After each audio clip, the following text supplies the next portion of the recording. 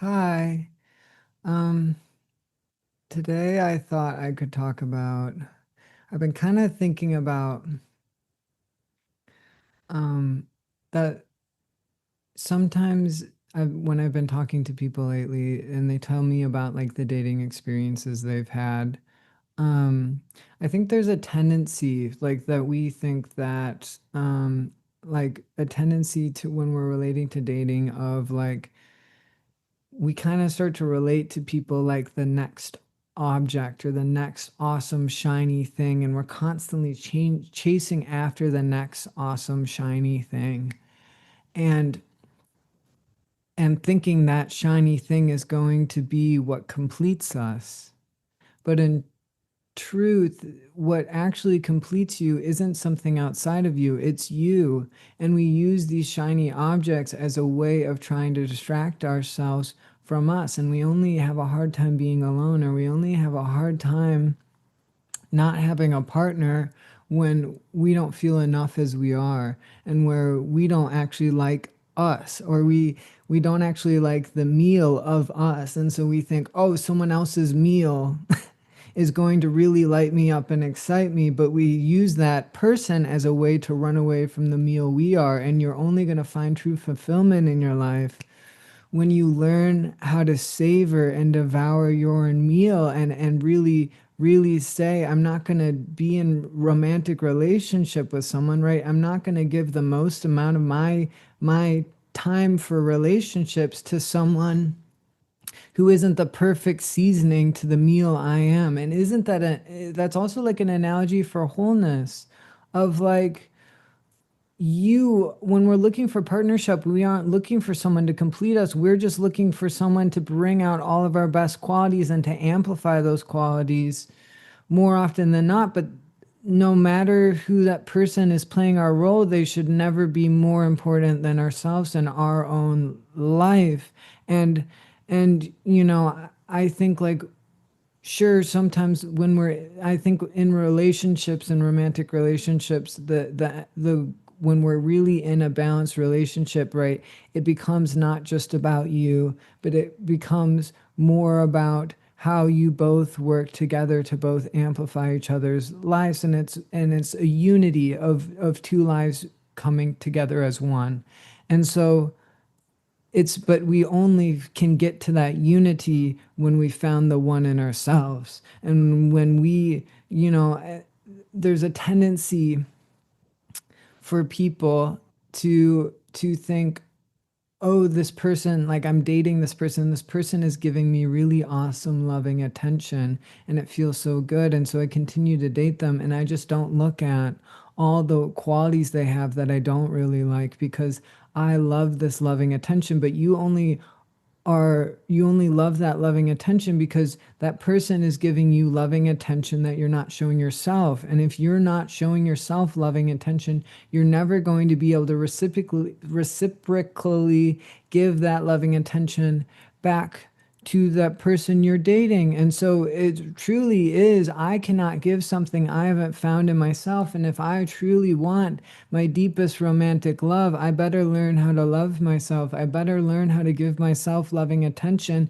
And I better learn to embody the qualities that I really admire in others, or makes me really attracted in others, because that's the only way we're going to find fulfillment in ourselves. And that's the only way we're actually going to be able to reciprocally give back to our partner what they're giving to us, which would create union and unity, which is like the highest aspect of what really marriage is all about. Like, marriage is a vow of two people's lives coming together to be one and to amplify both their soul missions, right? Their soul missions got amplified when they're together. And if we're with people who are taking away from our passion, or we feel like we have to give up some of the things we really love doing to be in relationship with them, we're most likely connecting to someone who isn't really meeting us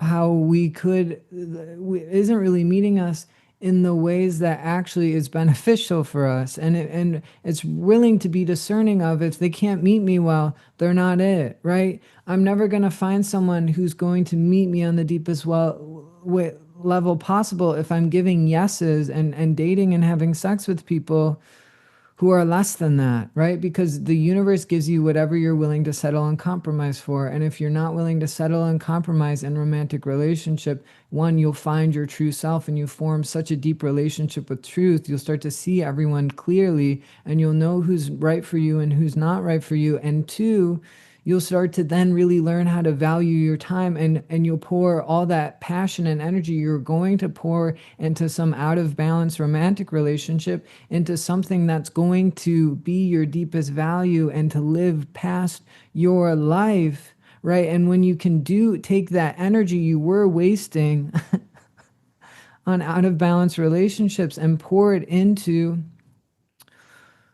your greatest joy, the things that excite you the most, whatever that is, whether that's art, whether that's philosophy, whether that's science, whether that's whatever you really like love to devour in your life, when you can take your passionate energy and pour it into that, it becomes your deepest value. And then you start to see, oh, I'm only going to like let someone get close to me in a romantic way where they're going to be my main everything if they're amplifying my deepest value, and if they're taking away from it, or if there's someone I feel like I need to teach my deepest value to, right? That would just be distraction. That would just be me not wanting to be alone. And it's okay. It's okay whatever we choose, but it's something to be aware of, is you get to choose what kind of relationships you have in your life. And if you're choosing relationships that you feel like you could imagine a better relationship, it's because that better relationship is out there and you just haven't you've been so lost in codependency, settling and compromising for people, that you haven't become the person that could actually handle better. And we only learn how to be better when we take the journey of being our best self, and that becomes forming the deepest relationship with ourselves first before we even think about giving ourselves to another person.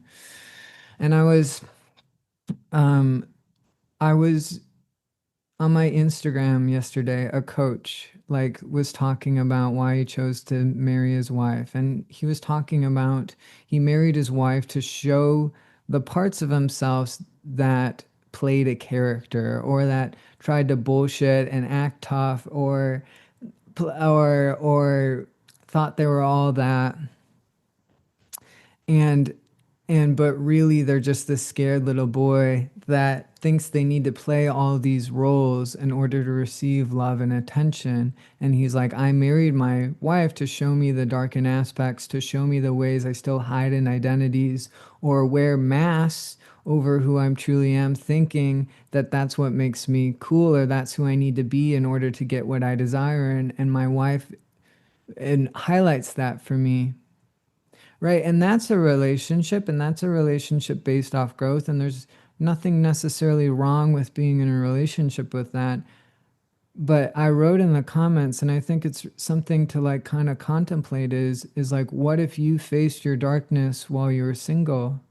Right? What if you got really comfortable with how you bullshit, or how you aren't honest with yourself, or the identities you try and play thinking this is what's going to get me attention? And what if you actually learn to show yourself attention, right? Rather, whether other people approved of you or not, and took time to really say, can I get to know myself without these masks? And can I take a journey of learning to be myself rather than being different identities and roles? And I wrote, what kind of in the comments I wrote, what kind of relationship would you attract if you did that while you're single and then started looking for a partnership, or maybe even let go of looking for a partnership and had the idea of, maybe if I just become my best version of myself, I'll become such a radiant light that whatever is meant to amplify this light will be attracted to me, kind of like best friends, right? You don't have to search for best friends. Best friends typically just step into your life when you need them. And I think it's something really to contemplate of, if I'm seeking and searching a partner, what if that's me constantly thinking someone else's meal is better than mine? And what if what would it be like to truly learn how to devour my meal and get to know all the different flavors and tastes of who I am, away from how I try and present or manipulate how other people see me? And what would it be like just to be myself and to recognize my thorns and recognize the ways that I can get triggered or be reactive, or that I might, feed toxicity and still be in denial about it in my life. And if I got to really know the darkness, and if I got to really know the mask and started to learn about the person underneath those masks, right? What kind of relationship would I attract? And if you did that, you might not even need the partner who you thought was doing that for you, right? Because that partner is only as valuable for how you don't do that for yourself. And if you do that for yourself, all of a sudden you might start to need a different partner. You might start to become curious of, oh, the way that I put this person in my life was to play a role I wasn't doing for myself. And if I do it for myself, this person actually doesn't have so much of a role in it. Doesn't mean I can't still be in relationship with them. Doesn't mean that, maybe they still aren't still someone that's part of my community, but I was only clinging to this person because I was unwilling to play the role that I thought only someone outside of me could play. But in truth, that was just me avoiding taking greater responsibility, maturity, and empowerment back in my life.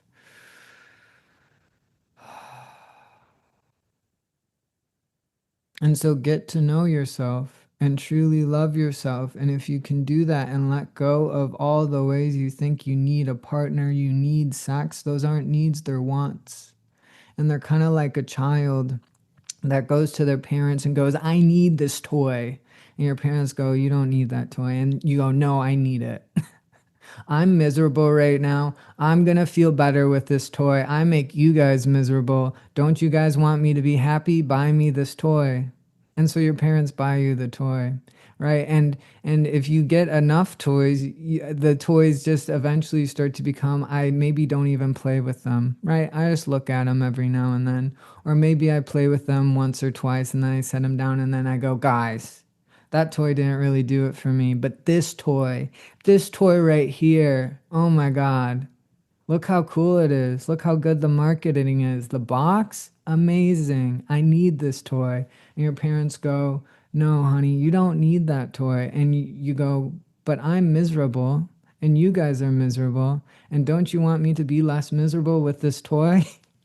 And they give you the toy and you still feel equally as miserable. And it's how we relate to romantic partners. It's how we relate to sex. Is we think some outside thing is going to scratch the itch that we don't think we can scratch. But the truth is, if you stopped chasing after toys, stop chasing after partners, stop chasing after your next hookup, and actually went all the ways that I thought I needed someone else were the ways I wasn't meeting my own needs. And if I learn and I take the time to truly love myself with a lot of space from those patterns, with a lot of space of I need, and got to know who I was, I wouldn't feel like I needed anyone. And I would just enjoy connecting with people, and I would enjoy caring for people without attachment of I have to have this person, or or I'm going to be nothing. You only think you're nothing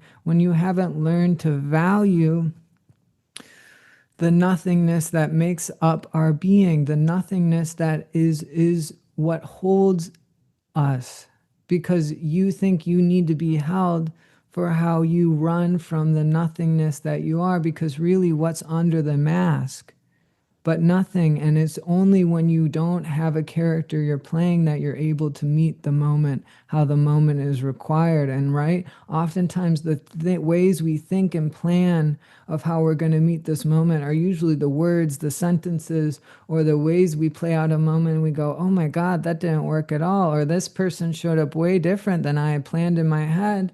And I actually really wasn't able to meet the moment because of all the ideas I had of how I was going to handle this, right? And when you can learn to improvise and go, I don't know how this person is going to show up, and I don't even know who I am. And what happens when you meet people like that? Magic. And you start when you align yourself with knowing nothing, which is really just knowing the womb space of the divine feminine that holds every electron within you, holds every atom. When you can align yourself, the nothing is what holds everything, and the nothing knows everything, right? There's another Instagram reel that sometimes shows up on my feed, and this guy quoting Native Americans, and this poet's quoting these Native Americans, and he's like, what happens when you're lost in the forest? And he's like, the Native American elders say, stand still. Right? The forest knows who you are. The forest knows where you are in the forest. Right? But it can only find you if you stand still. Right? And that's a metaphor for the universe, the space that holds every electron and atom within you knows who you are. And it knows where you are, and it knows what you desire. It knows everything about you. It holds everything. It knows everything. And you can only really meet people deeply when you're aligned with, I don't even know who I am.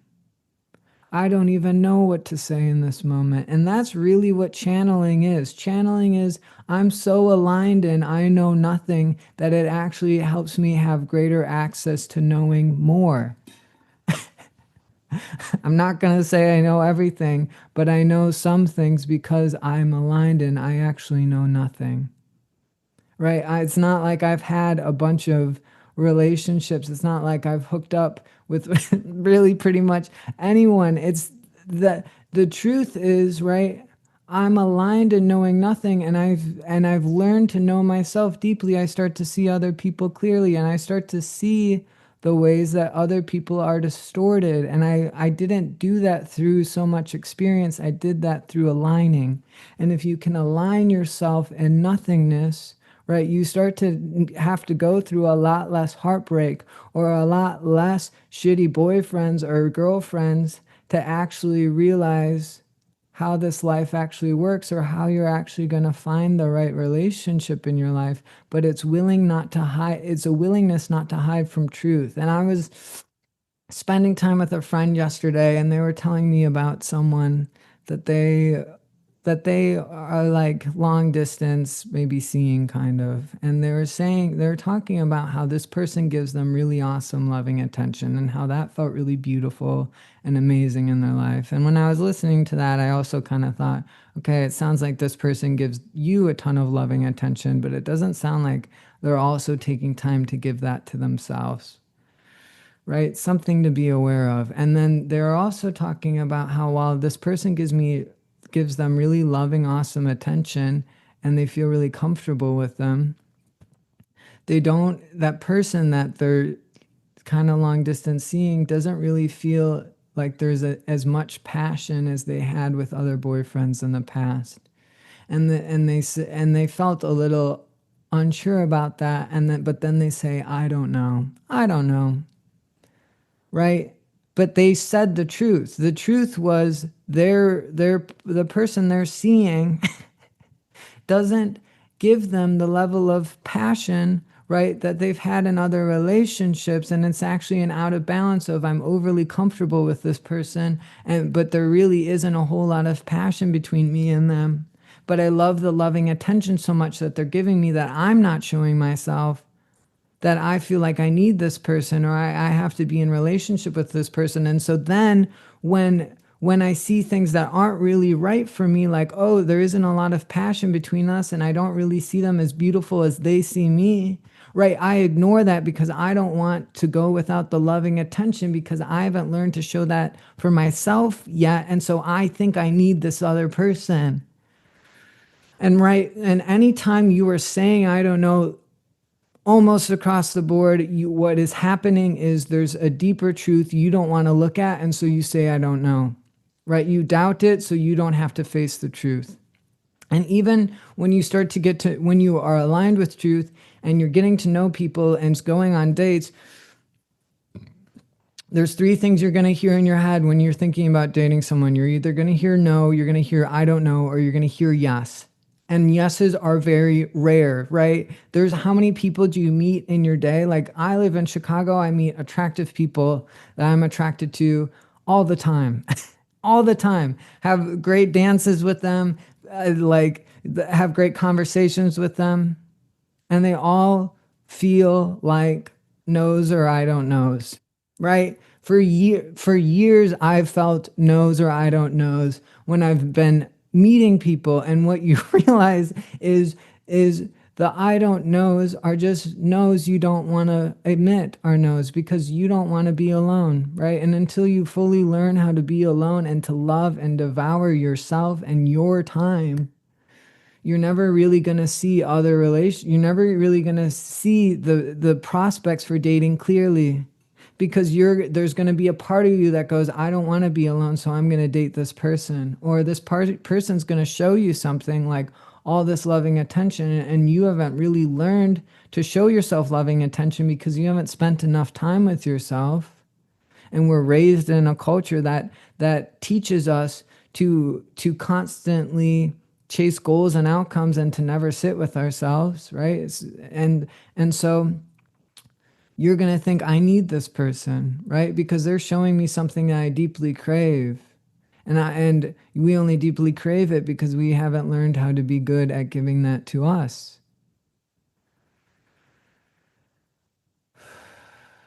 And so the question is like, right, if you're in relationship with someone and you go, I feel really comfortable with this person gives me loving attention, but they don't feel as hot and I don't really see them as beautiful as they did some of my past partners, but I don't know, right? Is it a deeper truth you're not acknowledging, right? Are you just saying, I don't know, so you don't have to face the fact of this person might not be right for me? Doesn't mean I can't be friends with them. It doesn't mean I can't still spend time with this person every now and then as a friend. But if I were in a relationship with them, I would just be forming a relationship without a balance. And do I really want my life to be a romantic relationships that never quite hit me as deep as I had desired? Or do I want to actually truly get to know who I am and truly get to know the one underneath the mask and to forget who I am? So that way I can truly meet others and love others on the deepest way possible.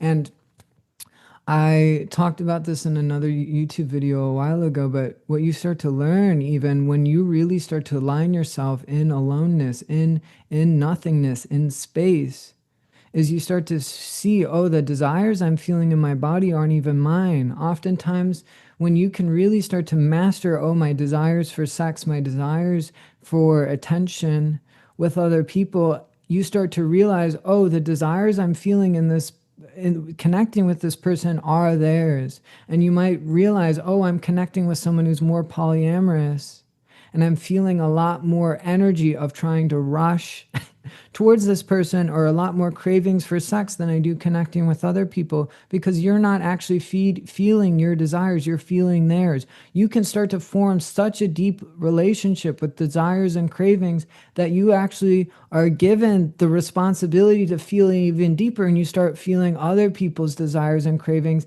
because what you feel transmutes you. That was the title of the last video. When you feel heavy feelings, you're actually clearing them. When you're feeling other people's patterns of rushing towards sex, rushing towards hooking up with people, rushing towards making out with others, rushing towards dating, and you're feeling this intense craving and fire in someone else's presence, and you're not someone that feeds those patterns, what if they're not yours? What if they're theirs? And what if the universe is starting to trust you to say, we start to see you're handling your desires and cravings really well, and you're forming a relationship with the nothingness. So here you go, start to help these other people find their way through their patterns. And you'll start to realize, wow, when I connect with different people, I'm feeling different things swirling in my field. I'm feeling greater desires to kiss people instantaneously or out of the blue. I'm feeling desires of really feeling primal craving for sex with this person. But that's not even mine. Those aren't even patterns I feed. So then whose patterns are they? And what you start, even when you start dancing with people, there's some people you're going to dance with that you're going to feel more desire with. Right? But if you don't actually desire that, right, whose desire is it then? If you don't actually, and that's what you start to realize when you rest in aloneness, you start to rest in, I don't really desire hooking up with this person. I don't really desire dating this person. I don't know why I'm feeling all these desires and cravings to have sex with them or to date them, when I know that logically wouldn't work for me. And you start to realize, oh, those are their desires. Oh, those are the patterns they typically feed, and I'm feeling them instead of feeding them. And so the universe is actually helping them clear patterns through me because I'm willing to feel them, not feed them.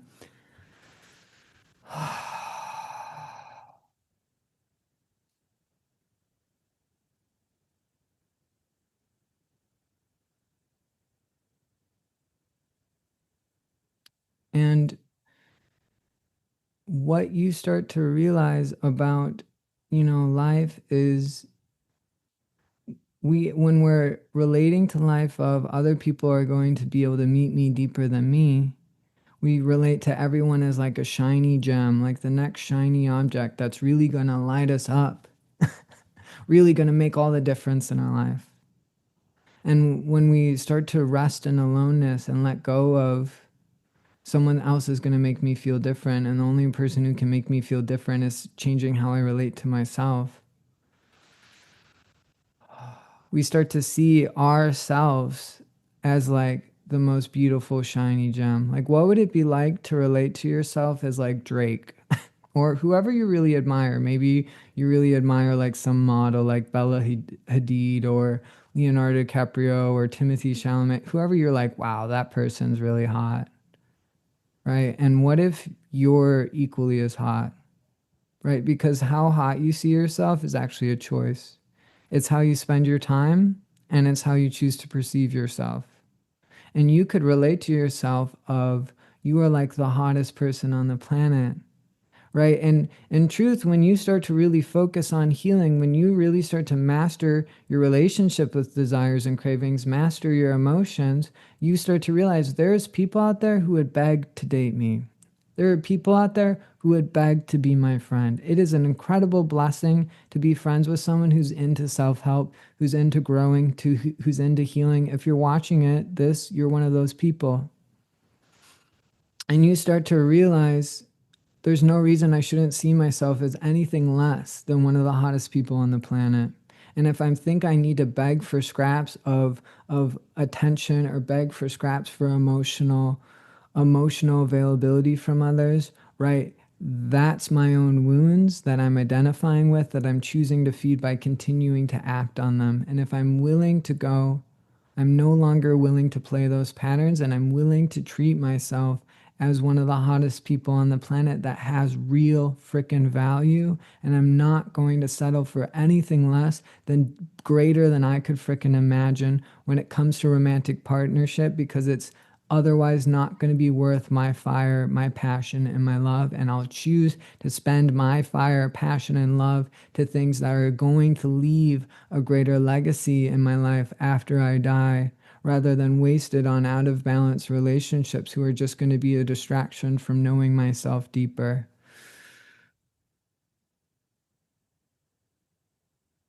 And when you choose that, you actually form deeper friendships in your life, because you're no longer trying to fuck and date anyone who's interested in you, anyone who's mildly attractive and interested in you. You're no longer giving your power away to them, and you actually are telling the universe that you're ready for your kundalini energy to rise and to even start to transform more into dragon-like energy, because you're no longer embodying the reactivity and the impulsiveness of the snake, but you're embodying the primordial nature of a dragon, of being a master and being patient and being wise, and valuing connection over people, to connection with people, connection with yourself, over chasing some low level desire with people.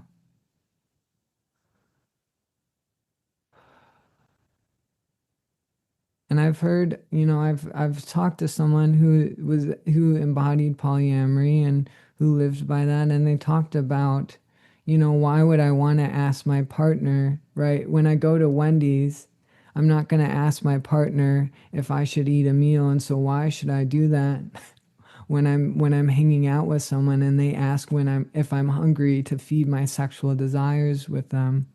But it's like, what are you feeding, right? Are you feeding healthy boundaries? Are you feeding commitment and trust?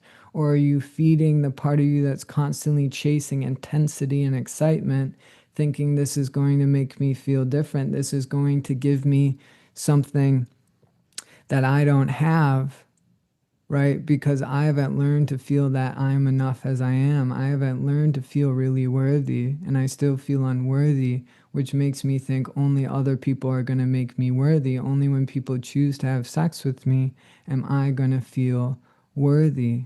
And that's a choice. You don't have to choose that. And for me, how I relate to dating is kind of like a bored 16-year-old female that just is bored by everyone, right? Everyone, you start to, and it's like, oh, this person is really flexible. Oh, this person has giant boobs, giant butt. That's nice, right?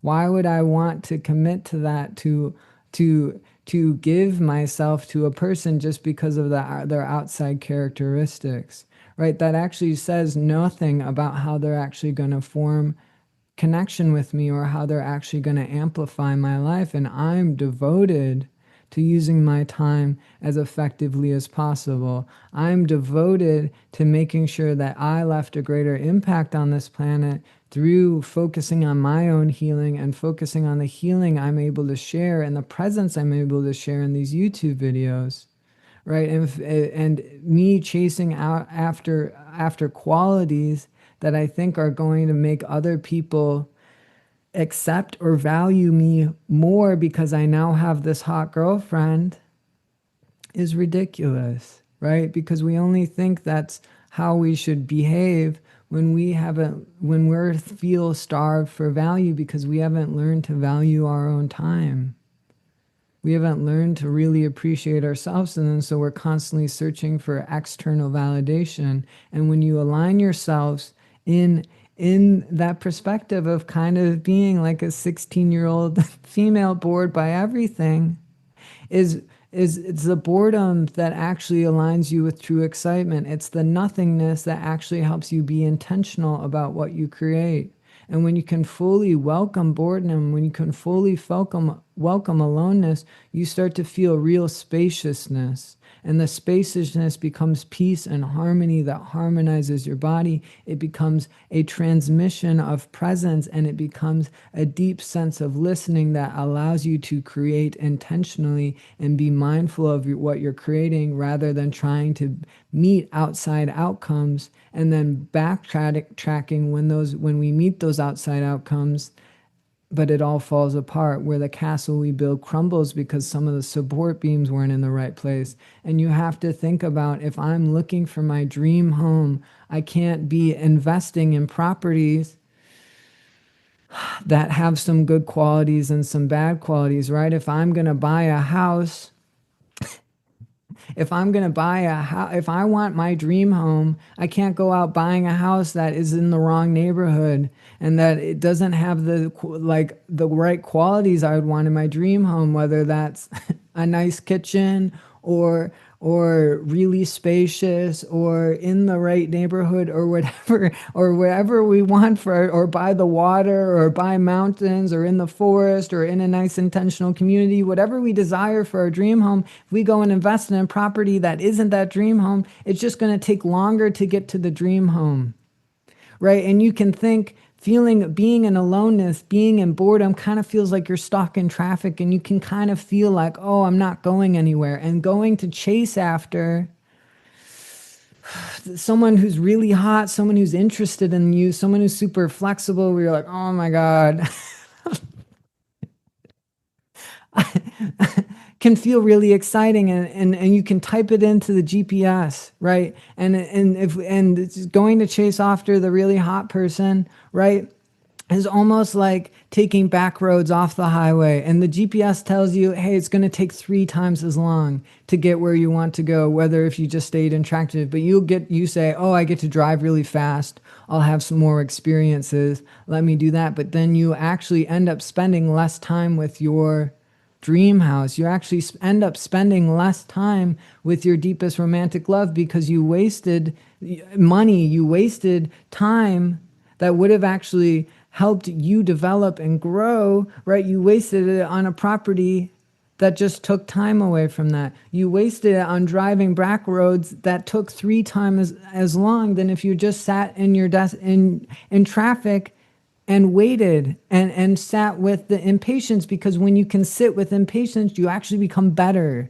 You become a better person. You become more calm. You become more peaceful. You become more stable and secure. That actually helps you hold union with another person, right, safely and securely, and rather than trying to juggle union and juggling all the desires and cravings and patience you haven't worked through because you didn't take the time to let all that settle by not feeding those patterns.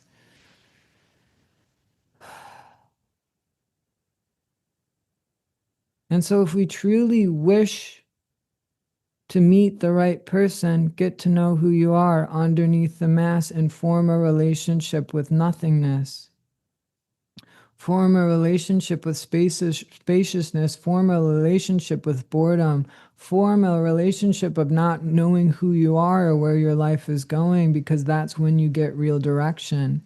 Is the more you know nothing, the more everything will be revealed to you, because you have allowed yourself to settle to hold more of the everything. And if you can't settle and you can't find safety and security in yourself, you're not going to be able to see the more, because it's just going to freak you out, right? For some people, if they saw who their partner was or what kind of the relationship, their dream relationship was, too soon before they actually met that person, it would just be, oh my God, how am I ever going to meet this person? They're so loving and beautiful, and I haven't developed the worth, I haven't developed the calmness or the confidence to be anything like the person that could relate to that person. And it's why we're not shown who our romantic partners are until the moment, right? And when you meet the right person and you've got to know yourself and the nothingness, who you are, when you know nothing, you know everything, and you will know in the moment they're right. And when you haven't got to know yourself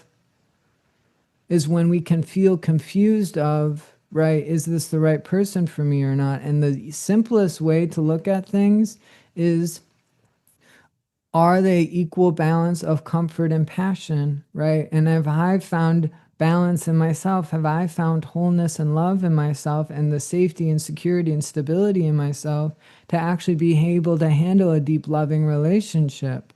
Or am I thinking this person is going to meet some outside need that I'm putting on the outside, but it's really just me not meeting my own needs?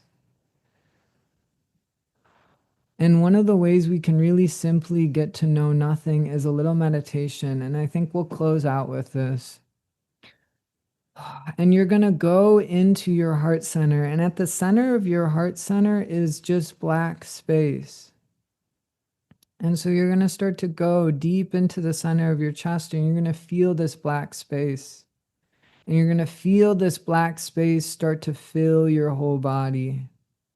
And there's no electrons, there's nothing in this black space. It's just pure space. There's no molecules, it's just pure deepest black you can imagine space filling your body.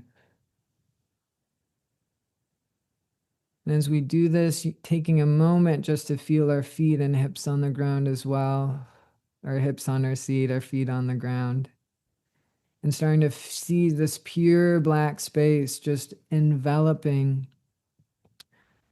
the entire inside part of your body so that there's nothing left but just pure black space.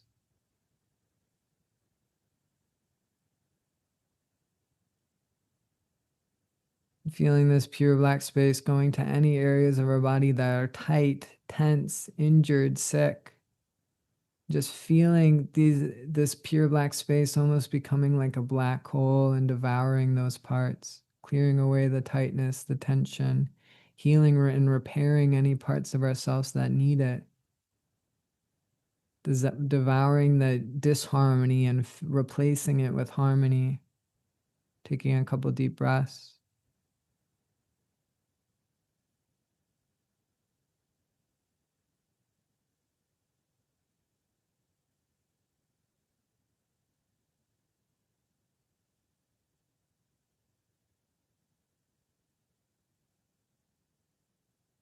We're going to start to feel this pure black space start to go past our body, start to fill our whole room we're in with blackness.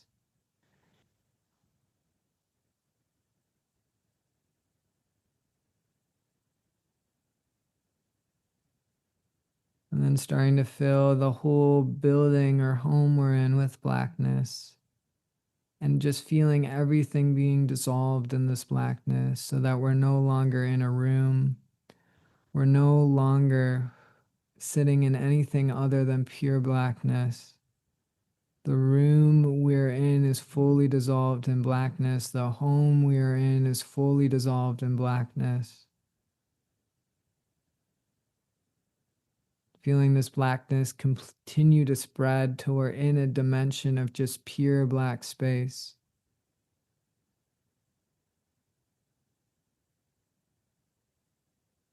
There's nothing actually in this except for the outline of our body, pure blackness within us and pure blackness all around us, and we're just floating in this pure black space.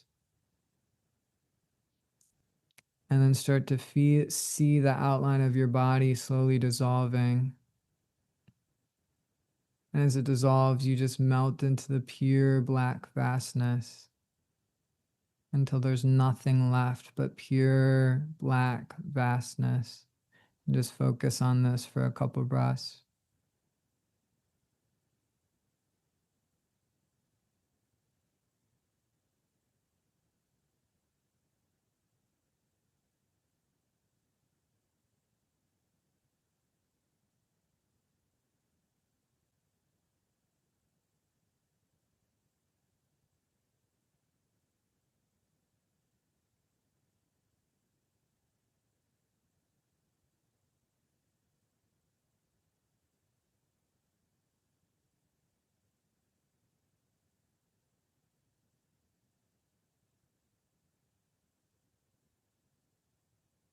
Slowly start to come out of it, noticing how your heart center feels, noticing how your body feels.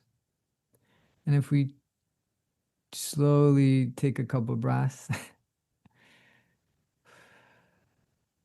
start to feel your hips again in your seat, feel your feet on the ground.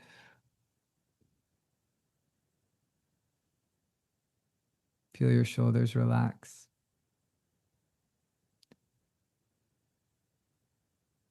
And if we truly wish to know ourselves beyond the mass, doing something like a practice like that, where you're dissolving your body in blackness, you're dissolving the room around you and everything around you into pure blackness until you're sitting in pure, infinite, divine, feminine energy of nothingness space, is actually what will align you in knowing your true self, and will actually help you align yourself in an intention of, I don't know who I am, But when you don't know who you are, what is birthed is greater curiosity towards yourself and greater curiosity towards others that actually helps you know who you are a little bit more and know others a little bit better. And you start to actually really see clearly when we can align ourselves in the divine feminine energy of space, of black, of nothingness, of the void space.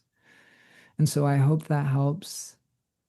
Thank you for listening to this talk. I hope it provided a little guidance and also maybe some clarity. And also, whatever we explore, there's no shame and guilt. We all have made mistakes in our past. We all have been in relationships with people who haven't treated us the best. And so we don't need to feel bad about that. But just recognizing if I regret something from the past, it's probably something that I would be benefit from growing more from in the present. And I really appreciate your time and attention. I hope you all have a beautiful day. Bye.